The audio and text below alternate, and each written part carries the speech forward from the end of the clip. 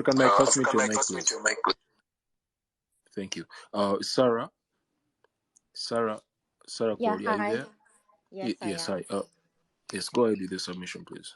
Right. Happy New Year to you all. So I've been listening to a few previous speakers, and one of the things that stood out was the fact that we are reacting to what these people are doing. We don't seem to have a plan, but we are reacting to everything they put out. So one of the things I wanted to point out was The Art of War, the book.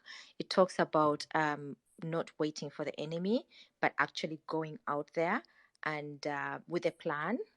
And again, a plan has been mentioned so many times. So I was thinking in the new year, if we can have like mini plans, not one big plan, but small plans for different sectors, for different groups.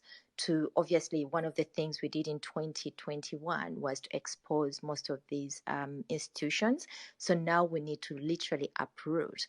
I don't know how, but I was wondering if we could think of ways of having mini plans in different areas, say in different sectors. So that's one of the points I wanted to bring up. And then the most important one was the speech.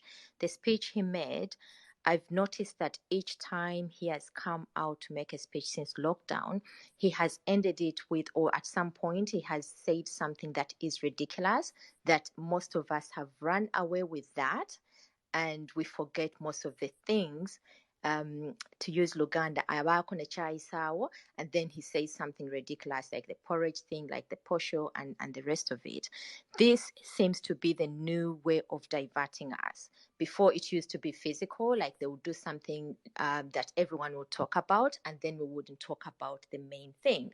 So in this instant, he's saying like the tinga thing. He clearly knows what he's talking about, but then he talked about the border guys who are not going to open, and so many other sectors which are going to be affected, which people would have been talking about, but they're not talking about those because we're all talking about the grader and the tinga. So this is one way of diverting us, and I was wondering if we could all be vigilant and realize that, okay, there's something happening as opposed to what is talked about. And my third and last point was solutions, because we're obviously looking for solutions. And one of the biggest institute that has been affected is the education, because even when we get into office regardless of who goes in office or not, there is an educational gap, and many students are going to miss out on their future. Their future is not going to be what it would have been if they had been going to school. There has been no plans made for them to even learn a skill. So I was wondering, can we come up with some ideas?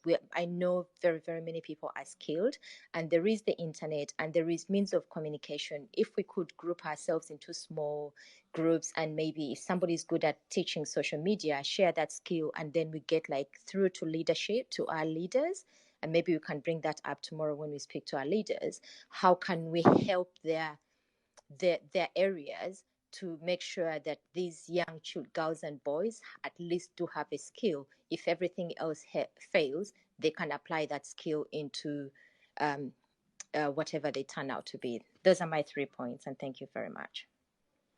All right. Thank you very much for your wonderful submission. Those are broadcasting live from Facebook. Thank you for joining in.